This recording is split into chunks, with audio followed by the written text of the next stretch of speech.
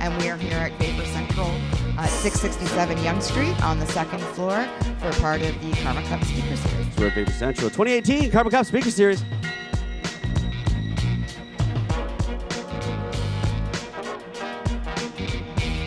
All right, so to get us all started, I would like to introduce someone who's actually going to start us off on our speaker series. Catherine Perry from Homegrown Hydroponics is a young activist here who is fierce as hell and has been teaching people how to grow cannabis here in Toronto at the Homegrown School.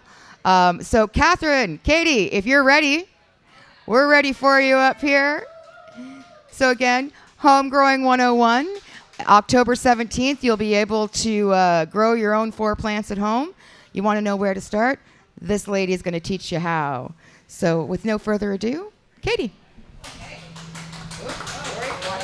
Hello. Do you need a mic stand? I don't know. Yes. No, it's okay. I'll be fine. Just in case.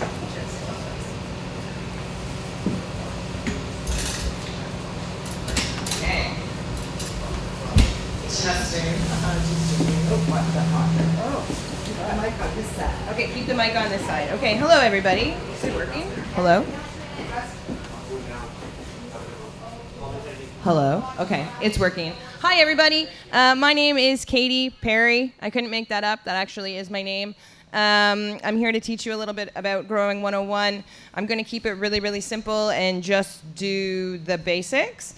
But just so you know a little bit about me, I've been a commercial grower for about 10 years, and what that means to me is I grow weed that people buy. I've been MMAR and a designated grower for other medical patients. I am a medical patient and an advocate, and the reason why I got into growing my own was because it was just too expensive to keep buying it on the street from my neighborhood guy. And like many patients, it's expensive to buy it, either through legal avenues or on the street. And I think the easiest way to access clean medication consistently with strains that you want is to grow your own. So my presentation is mostly going to be at-home grows and people who are growing in really small spaces, like a 2x2 or a 4x4. What you want to do first, if you're deciding that you want to grow your own, is you need to decide how much weed you actually consume. And once you figure out how much you consume, you can figure out how much you need to produce. Let's say, for example, you smoke or consume about a 1/4 ounce a week. That's an ounce a month and about 12 ounces a year, which is about a QP shy of a pound. I would recommend that you start growing in a 2x2 tent. Each cycle you can pull about a 1/4 pound off of that little setup that you've got, which will bring you just over a pound of weed a year, which is perfect for you and your friends. Look over here. Okay, got it. So another question people ask me a lot is, how long is the cycle for growth? The very first time you grow, or if you're growing from a seed, it's approximately 3 months. Every cycle after that will drop down to about 2 months, and that's because you're going to start doing a perpetual growth cycle. So when you pop your initial plant and it's just a little seed, it takes about 4 weeks to get it to the height you want it to be at before you're going to switch it over into bloom. But right as you switch it over into bloom, you're going to cut your own clones from it, and now you've got new little plants. So while your original plant is in bloom, when it harvests, these itty-bitty ones that you had clipped are now big enough to go right into bloom, and you've cut about 4 weeks off your production cycle. And you just continue that over and over again.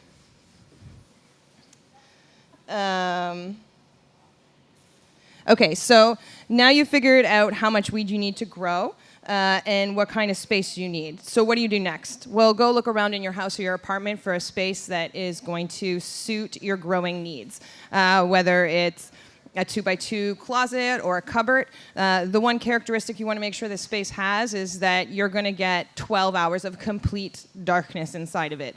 If you can't get darkness where you're thinking of setting it up, like your living room, I would go ahead and buy a tent. I think that's the easiest way to ensure it.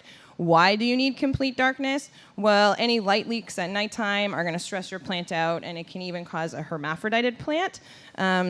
And you also want to be really careful about the light that your plant gets, because light will trigger the bloom cycle, and you don't want to force your flowers into bloom before they're the size that you want. Okay, so now you've got a space in your house. You've figured out how much weed you want to grow. What next? You want to figure out what kind of light you're going to use.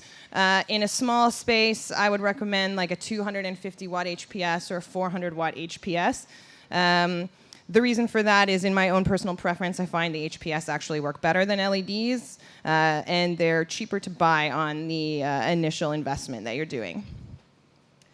That being said, there is a great debate, HPS or LEDs, so I'll do my best to break it down really, really basically for you right now. HPS is cheaper to buy, but it costs more to run. You also have to be really cognizant of the fact that you have to pay attention to heating and air control, because the HPS does give off a lot of heat. LED, by contrast, is much, much more expensive out of the gate, but it costs a lot less to run, and although you still need to be aware of airflow, heating is less of an issue for you. I think if you're in a small at-home grow, it really doesn't make a difference whether you use HPS or LED. You're going to get a pretty decent yield no matter what. I also think that this sounds ridiculous, but your light is essentially your yield. So the better the light, the better the yield you're going to have. The worse the light, the worse the yield. I hate when people say that, but basically that's how it works. Okay, so now you've got a space, you've got a light. What next? You got to get your tools for growing. What are the most important tools that you need for your grow room? I'd say a ppm pen and a pH pen. With these tools, you're going to find out what your plant needs and what, in fact, you're feeding your plant. Without these two tools, you are 100% blind. In a hydroponic garden, you can't even have a hydroponic garden without these two tools. The most common problem I see at my shop when people come in, especially from Toronto, is that their pH is off and they have yellowing leaves. When your pH is off, and for cannabis growth, it should be between about 5.5 and 6.5. When it's off, your plant's going to have a lot of trouble absorbing nutrients, and you're going to get deficiencies. In Toronto, around Lansdowne and Bloor, which is where my shop is, the water is coming in at about an 8, which is very, very hot, which means you've got to lower that pH in order to have your plants absorb the nutrients properly. What is the next tool you'll need? You'll need a ppm pen. You want to be able to measure what it is you're feeding your plants, if they're getting enough food or if they're not getting enough. And you can do that by measuring the water or the runoff on your plant after you've fed it. And you want to make sure you're doing this to avoid nutrient burns and deficiencies. Okay, so now you've got a space, you've got a light, you've got your two garden essentials, the pH and the ppm pen. What now?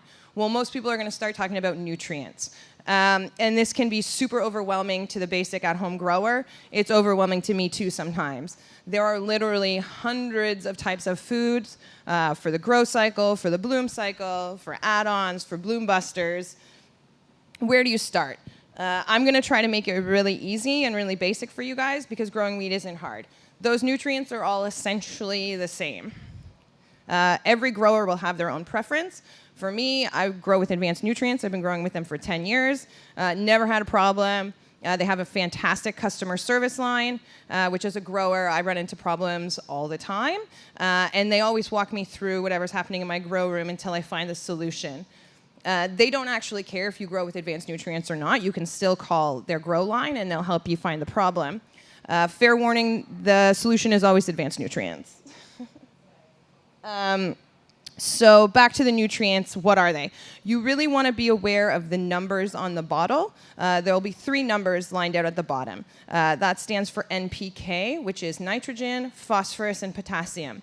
And that's how you know most of the grow nutrients are essentially the same, by measuring the bottom. So if you're looking at the differences between nitrogen, phosphorus, and potassium, each one is going to play a different role in the development of the plant. Nitrogen is great for vegging, phosphorus is great for root development, and potassium is great for bloom. So most foods will be broken down into a grow formula and a bloom formula. Just make sure you switch it in the different cycles of your plant and follow the instructions on the back of the bottle. They are almost always correct. Okay, so now you've got a space, a light, tools, and you've kind of got a handle on nutrients. You're not so overwhelmed by them because you know they're all actually essentially the same. Some have better marketing, some don't, but they'll all do the same thing for your plant. What do you do now? Well, I say get a notebook that you can use as a logbook. You want to track everything that you are doing in your garden because let's face it, we're all stoners and we forget things sometimes. So if you want to make sure that you're watering consistently or you're feeding consistently, when you see it in your notebook, you'll know when it's time to do it. It's also great throughout your growing career because you can go back and you can reference different things and different methodologies that you've used and tried, and you can see your results written down in a logbook because, let's face it, sometimes we can't remember what we did last year, let alone a few months ago. Okay, so now you've got your logbook. What do? Get your seeds and get them popping. Excuse me. The genetics that you use are going to play a huge, huge role in your garden. The better the genetic, the better your end product, 100%. If you have fantastic equipment, a great light, a great space, and terrible genetics, you're going to have a terrible, terrible yield. If you have a great genetic and a sort of subpar garden, you're still going to pull out something pretty incredible. So make sure you pay attention to the genetic that you're using. Okay, so now you're all set up. You've got your garden, you've got your genetics, you got your logbook. What now? Let's germinate those seeds. The easiest way to do that is just to throw them in a paper towel, make sure it's wet, put it in a cool, dark place, and leave it for about 3 to 5 days until that seed is sprouted. Be very careful. I know it's exciting, especially if this is your first garden. You don't want to open up the towel or the bounty and check on your seeds. I know you want to give them a peek, but you're delaying root development, so just leave them alone.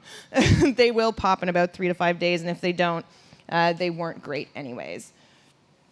So after about 3 to 5 days, now you have a sprout. What do you want to do with it? Well, you want to do your first little transplant. You want to put it in a growing medium. Rock wool cubes or pellet puck are my 2 recommendations. I would advise not putting it in the big pot that you want to end in at this point in time. The plant's going to have a problem. Your root development's going to be sort of stunted, and you're going to have stagnant water at the bottom of your pot, which will eventually cause root rot. Okay, so you've put it in a cube. You've got it in a little dome. What's my advice here? Keep it hot and keep it humid. That's how the little seedlings want it to create root development. So how do you do that? Here's a life hack for you. Put the dome on the top of your fridge in the kitchen. The fridge gives off a lot of heat, so that's going to help with root development. And then the next thing is you want to make sure it's under a fluorescent light between 18 and 24 hours a day at this point in time. A T5 works best, but I mean, really, if you're strapped, any fluorescent light will work. That's why the kitchen light works pretty well. So now you've got your little seedling under there, and it's popped roots. What do the roots look like? Well, if you pick up the grow medium and look underneath, it looks almost like white little worms are coming out the bottom. It looks pretty gross. The first time I saw it, I was like, oh my God, my weed plant has maggots. It didn't. It just had roots, so that was fantastic. Once it has roots, make sure you take the dome off of your tray because too much humidity at this point in time will cause mold very, very quickly. In just a few hours, your plants will start rotting. So you've got roots. Let's do your next transplant. What size pot should you put it in? I usually put it in red Dixie cups. I just drill holes in the bottom and plop it in there with some soil. At this point, I usually lower the light to 18 hours a day of light and 6 hours of lights off. The complete darkness at this point is not crucial, so if you're still waiting to buy your tent, that's okay too. I usually wait at this point until the plant has 3 nodes of development, which is 3 layers of leaves. Once it has the 3 layers of leaves, I do my next transplant. At this point, usually into a 1-gallon pot. The reason we use small pots as opposed to big ones on the way up through the plant's development is it forces the roots. The roots can get all the way to the bottom of the pot and can suck up all the water. You're not going to have that stagnant water. You're not going to have that root rot, which is something you definitely don't want if you're growing this for your own consumption. So now you're in the 1-gallon pot. You usually wait until the plant is about a foot high, and that's when I put her in her final resting place at about 5-gallon pots. And again, you leave the lighting at 18 hours and 6 hours until you're ready to turn that baby into bloom, and then you're going to switch her to 12 hours of light and 12 hours of darkness. One really important note that you should consider is overwatering and watering your plants. This is something that new growers do like crazy, is they think, I've got to water her, I've got to water her. You're drowning your plant. How do you know if you're overwatering your plant? Well, it's going to cause them to become stagnant. All of a sudden, your plants are going to stop growing. They're just going to stay small. They're going to start to get a little droopy and a little glossy. And again, you're going to get that terrible thing called root rot. A good life hack to see whether or not you should be watering your plant is you pick up the pot. And if the pot feels light like air, water it. If it's heavy, just wait a little while and let it dry out. Cannabis is a plant that really, really likes to get hungry before it eats. I always equate the way they like to eat like the way stoners get the munchies. Like, we just want to eat it all. Well, so does cannabis. And so when you overfeed them, they get lazy. Kind of like us. So during the bloom phase, so now we're in the bloom phase, and you've got 12 hours of light and 12 hours of darkness. You want to really make sure that you're increasing the food that your plants are getting at this point in time, because all the extra energy is going directly into your flower production. This is where your ppm pen comes in handy. You can measure the salts that are in there, and you want to make sure you're bumping them up. I mean, some people even put up to like 1,600 ppms in when you're in flower. We can get into that later. You can come find me. Oh, okay. Okay. Let's see. Okay, so now you're in bloom. You've got big flowers. You cut them down. When you're harvesting, just put them in a dark room and hang them up to dry, or use a net. A cool, dark place will give you harder, denser buds. And let's see, one last thing to really leave you with in your garden. Don't wait to do things. The longer you wait and the more you procrastinate, the harder everything is. Cannabis growing is a hobby that you do not want to procrastinate on. Do not wait to transplant. Do not wait to cut your clones. And definitely, definitely do not wait to clean your garden. If you see something wrong with your plant, there is something wrong with your plant. So go into your local hydroponic store and they'll help diagnose it and get a solution. So that's it. I hope I helped. That's awesome. Check it out online. She's Katie Perry. You can find her online. If you have any grow questions after watching today's presentation, you can actually contact her online. How else can they get a hold of you? Facebook, Instagram, Catherine Perry. Also at Grow Up Hydroponics, which is a shop. You can just come and see me. I'm there almost every day. And when do you teach classes? Oh, Wednesday night from 6 to 8 p.m. They're totally free. So just come by and we'll teach you how to grow. Awesome. Thank you so much. Catherine Perry, Home Growing 101.